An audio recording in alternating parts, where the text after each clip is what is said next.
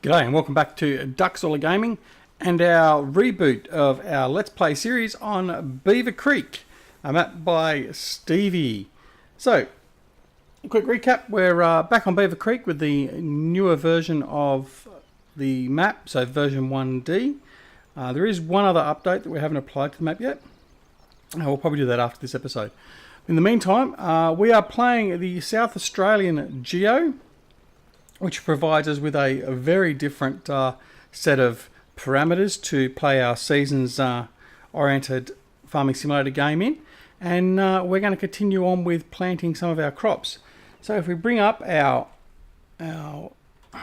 as I go to the wrong screen, if we bring up our seasons matrix, our calendar, we've already sown some sugarcane. Sorry, I'm having foot and mouth trouble today. We've already planted some sugarcane in one of our fields. That's all up and ready to go.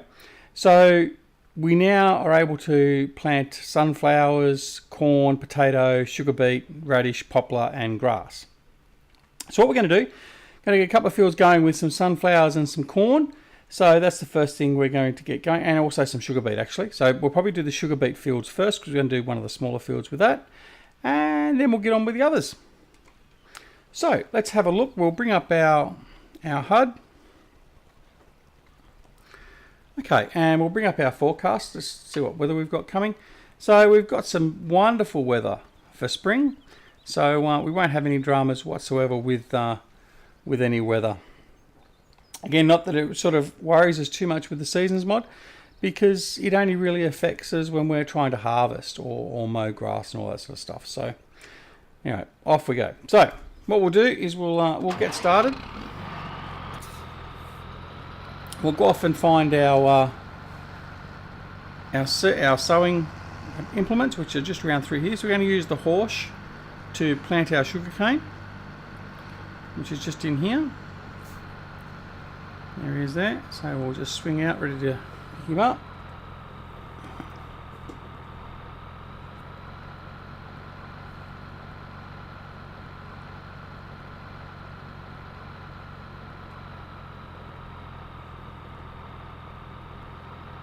Slow steady wins the race, and there we go. Alrighty. So what we're going to do is we're going to head over to, let's have a look, pull up the map. We're going to put sugar beets in field 5. So we're going to head over there and we'll get planting. And that'll be one of our profit crops. Tend to make a fair bit of money from sugar beets based on, or relative to the amount of fields you use to plant, so it should be all good. So I hope you've been having a wonderful day. We're flat out at the moment trying to get content out. We've got so many different things underway. We're probably going to camp a couple of the series temporarily, so like Great Western Farms, we're probably not going to go back to that straight away. By the time this hits the streets, you would know that we've been given early access to Pemberlin Park Farm Deluxe, and so we're getting well and truly underway with that one. So we've got that going. We've got still got our 24-day seasons challenge on Sherwood Park Farm. We have our South Australian GEO on Beaver Creek, which we're playing now. And what else was there? There was something else, but now I've just the Valley of the Old Farm, of course, the Black Sheep modding map, which we're really enjoying at the moment. So yeah, we're all good. Alright, so we'll get him started, and away we go. Now I think this tractor should be alright to pull him. He's not the biggest and most powerful tractor we've got, but he needs that anyway. So what we'll do is we'll just put him on cruise control. And I didn't change the crop, so this crop is actually going to be sunflowers.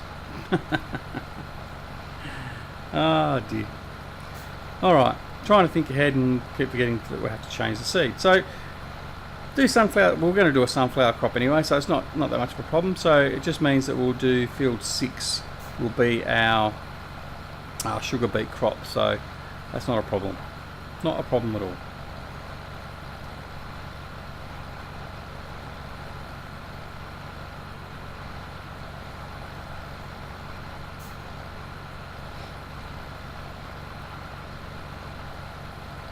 So yeah, in relation to the map, Stevie did put another update out for version 1D. I can't exactly remember what it was he was addressing in that. There's probably no real rush for us to jump into that, but we will probably apply it, and as long as it doesn't stop us from where we are now, because I'm not going to go through and reset all the fields again. I've done enough of that now, and if it was to incorporate a reset, we'd either continue with this as it is or we'd just dump it, and I'd rather continue on, because I really want to get a full year of gameplay done with this South Australian Geo that's under development from Realismus Modding. Obviously, being an Aussie, I'd like to use it, and I think it offers a big variation in gameplay because of the big variation in the times and of when you can plant and harvest your fields. Especially a lot of the American and European players that play the game will find it very different. I mean, everyone will find it different because it is so different, obviously. But yeah, so we're gonna get into it.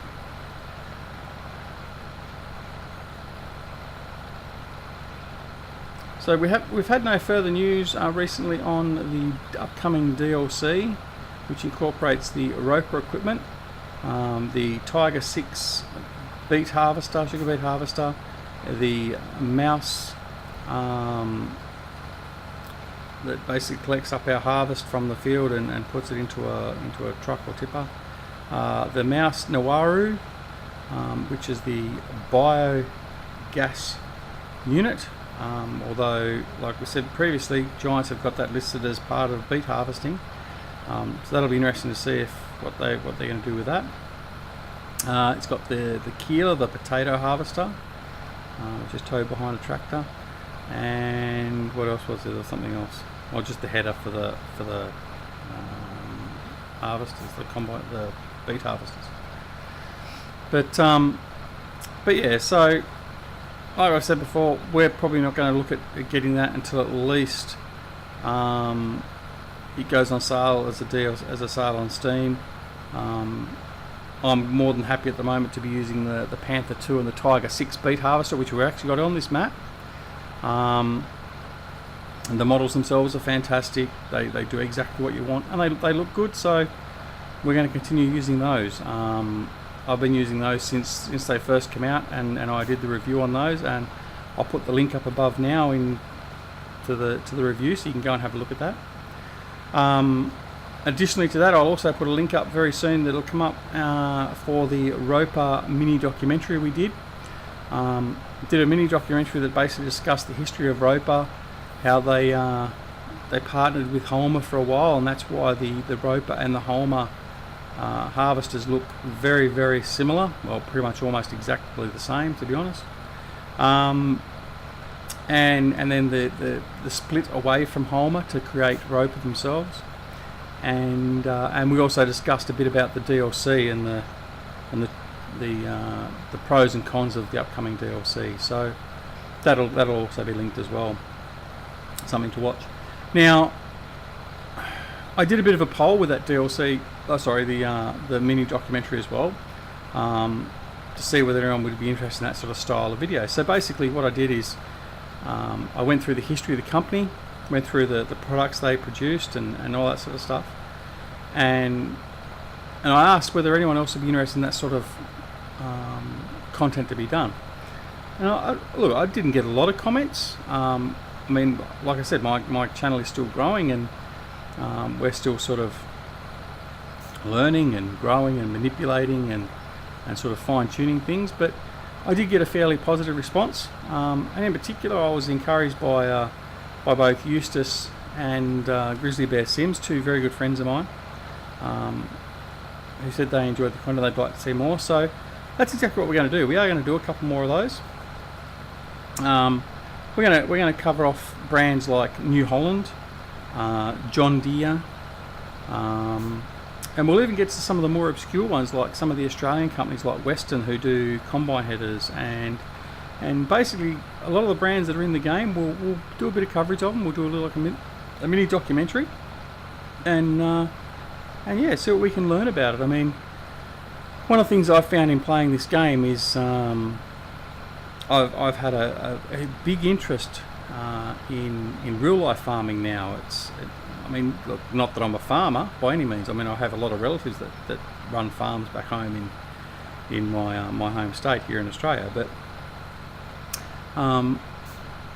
the technical aspects of a lot of the equipment, and being an electronics engineer by trade, I'm always driven to the technical aspects of things, whether it be computers or whatever else, and it just has piqued an interest, and I find myself now when we're out driving with the family that as soon as we come across a farm, I'm not sort of just looking in general at the scenery. I'm actually looking out for what farming equipment they've got. And on our recent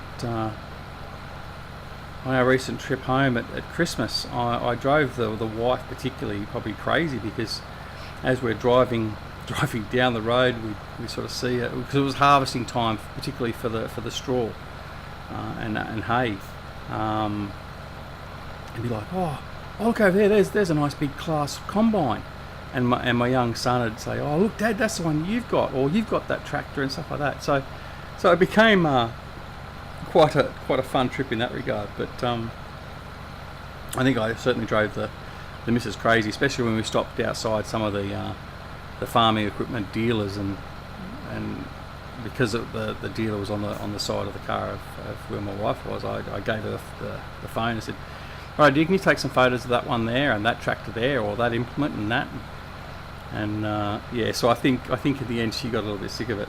But in saying that, later on this year, one of the biggest agricultural shows in Australia will be taking place. It's I've forgotten what the name of it is now, but anyway, and it's held during the week, but we've decided as a family we're going to take the day off. So my wife and I will take the day off work, and the kids will have a day off school. Don't tell anyone.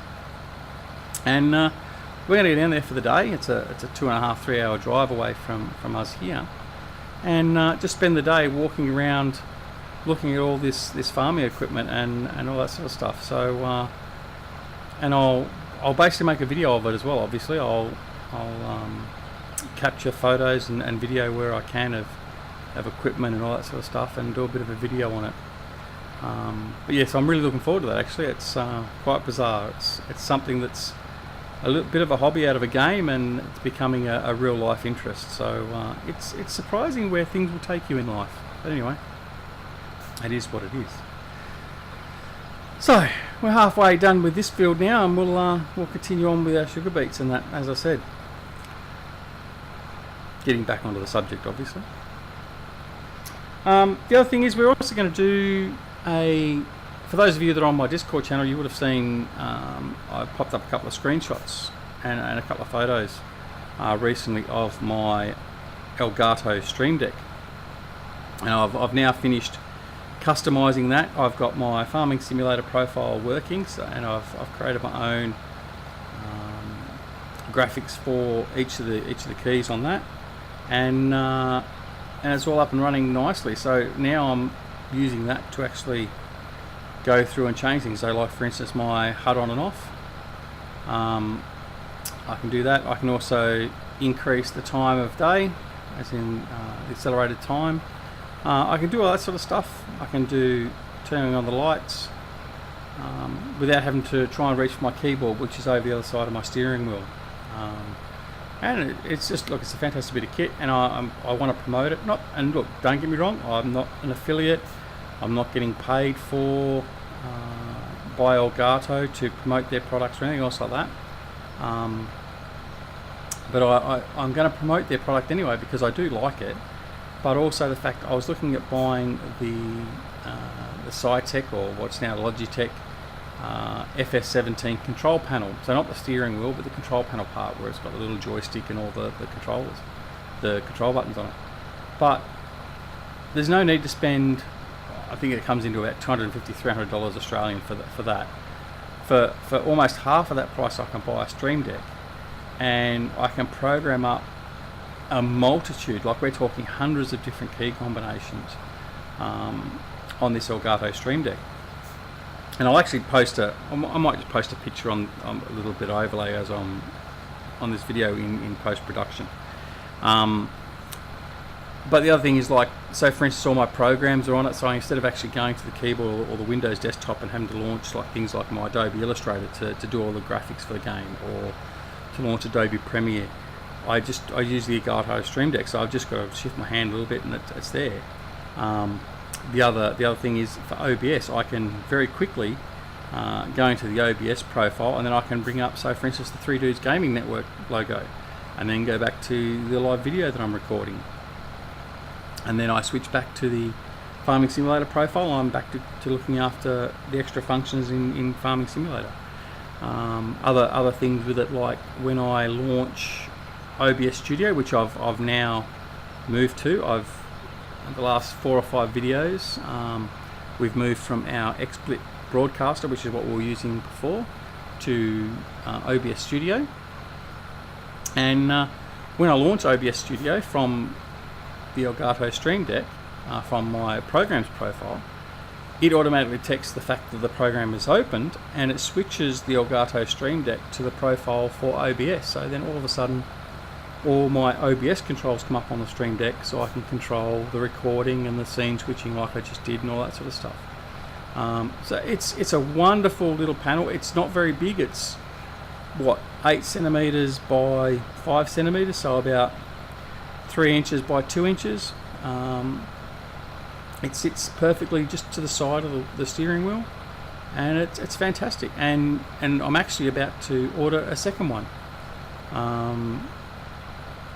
Is it going to be overkill? I don't know, but the software, the Elgato Stream Deck software, has been updated, and now you can have multiple Stream Decks and all that running, and I think I'll get the use out of it. The more and more I use this one, the better it is. So I'm going to do a video on that, just purely sort of to showcase.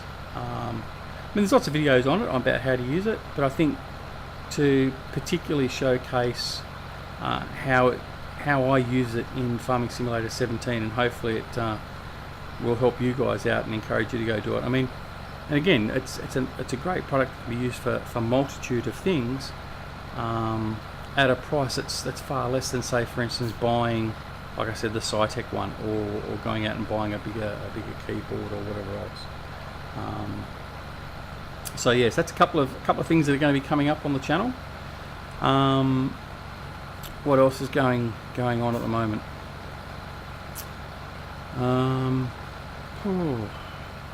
Well, we've got the continuation of the Valley of the Old Farm series, which I said before we're thoroughly enjoying. Having an absolute ball in fact with that. I'm really having trouble getting off that game, but that's why I clone it every now and again and make a secondary save game of it and just go and play it for a little bit and then delete it and put it away and then come back. But yeah, it's just there's a whole pile of stuff going on in Farming Sim at the moment. And then of course, today when I'm recording this, Giants have put out that they're now requesting for the community to provide feedback to Giants in relation to what we as a community would like to see in Farming Simulator 19. So as I said in my recent Pemberlin Farm video, I think it's episode 3 of that series, they're obviously well and truly, you would envisage they'd be well and truly on their way through production of Farming Simulator 19 in its core, and now in asking for these features, maybe it's just to add extras in, or maybe they're a little bit behind in thinking about it. Actually, maybe they're not as far along as what we would like to think they might be, and maybe they're asking for features to fine-tune or put in from the ground up. I mean, I guess a couple of the big questions that need to be answered in the interim is, well, what engine are they going to use? Are they using the existing engine, or have they updated the engine? Things like that. But I mean, we'll find out in due course. But yeah, so if you haven't already, and I know I called for comments on my Pemberlin Farm episode, so I won't call for the same here. But if you have ideas or suggestions for Giants on what they should put in Farming Simulator 19, then head on over to the Giants forum and find the appropriate thread. I'll see if I can find it, and I'll put it in the comments down below. And go give them your feedback and let them know what you want. Like, say for me, I want to see seasons incorporated into the base game. I want to see them fix the rain through the buildings, which is sort of an obvious one. As we just sort of finish off here, and we'll head up to the next field and plant our sugar beets. I want to see, I don't know. Actually, one of the things I'd like to see, and I know Jerry sort of mentioned it, I think, as well. I'd like to see not only and Farmer Klein as well. I'd like to see not only a variation in the type of animals that are available, like the types of cows and all that sort of stuff, but a variation. So in game, not related to mods. So like we currently have a cattle industry on the map, which is primarily all about producing milk. Well, why can't we have an Angus cow farm? So where we're primarily producing cows for meat, and in doing so, then the requirements for the feed would be different, and you would have different facilities than what you would need to have for milk production. So like your Friesians and stuff have a different type of feed and a mix of feed that you would expect to give to an Angus, because you want to build their muscles and all that sort of stuff differently. Whereas one, you're trying to promote the cow's body to naturally produce milk more effectively. On the other side, you would want to do it to promote better growth and muscle structure and all that, so for better meat. So I mean, there's those sort of things. Maybe incorporate other things a little bit more bizarre. Maybe like alpacas. What else? There's, I'm trying to think. I mean, I could go really obscure and say an ostrich farm or an emu farm or something like that. But I mean, let's face it, that's just going a bit too far. But then the same with, say, well, same with the pigs and the sheep. Like have a bit more of a variation. Like, I mean, I don't know. I mean, there's a whole pile of things. But I mean, the cows definitely for one, like having milk production as the primary basis, or meat production is one start. What else could there be? The other thing I'd like to see is things like, I know I've seen there's mods out for them, but like other crop types. Like let's really spread it out and get a variation of what's available. Like, so down in Tasmania in Australia, there's a very big push of production of opium, so to produce opiates. So there's a lot of farms down there that have converted over to be poppy farms. So they have the poppies growing in the field, and that's purely to produce opium. So or your opiates can be formed. So your things like your morphines and all that sort of stuff. So that sort of stuff. I'd like to see things like hops for making beer and stuff like that. Again, I know down in southern Tasmania there's a big hops industry where they craft hops for beers. Other things like, well, I mean, I don't know. There's a numerous amount of things, and I mean, didn't really think that I was going to talk about it too much in this episode, so I hadn't sort of pre-planned it. But there's a whole pile of things that could be added in. But I mean, all in all, they've got a great base to the game, and I mean, this game to me, as I've said previously, I would never have intended or even thought at the start of 2016 that my most played game on Steam at the end of 2017 would be Farming Simulator. As I said previously, I started on Farming Simulator 2013. I bought that. I spent about 5 minutes in game and went, this game is not for me, and I uninstalled it and never came back to it. Truth be known, I probably should have got a refund on it when I uninstalled it, because it's never been opened or installed again since. And then basically at some point in 2016, I think it was, I was looking at YouTube videos, and one of the suggested watch lists come up was this bloke by the name of Eustace Pharmer, and he was doing a episode on, look, I can't remember, I really can't remember. He was doing a farming episode, one of his role play episodes in Farming Simulator 15, and I thought, I'll give this a look and see what it's about. So I had a look at it, and look, a lot of it was probably from his storytelling more so than the actual game itself, but it piqued my interest. And then he was talking about the fact that there was Farming Simulator 17 was coming out. Anyway, so I watched a bit more of him, and then Farming Simulator 17 was released, and I continued to watch Eustace as he started in Farming Simulator 17, and then by watching Eustace, I then got introduced effectively by his videos to the 3 Dudes Gaming Network and Species 7, and then also Grizzly Bear Sims, and started watching their content. And basically between the 3 of them, I then went, well, this Farming Simulator game actually looks okay, maybe I should put some time in. So I ordered Farming Simulator 17, installed it, played it, and here we are. As of now, I'm at well over, I'm just under 2,200 hours of played time for Farming Simulator 17. So while it may not be the most amount, it is a significant amount of hours, much more than probably many, and I've enjoyed probably every minute of it. So I'm really looking forward to Farming Simulator 19. I have cattle and crops. I bought into cattle and crops.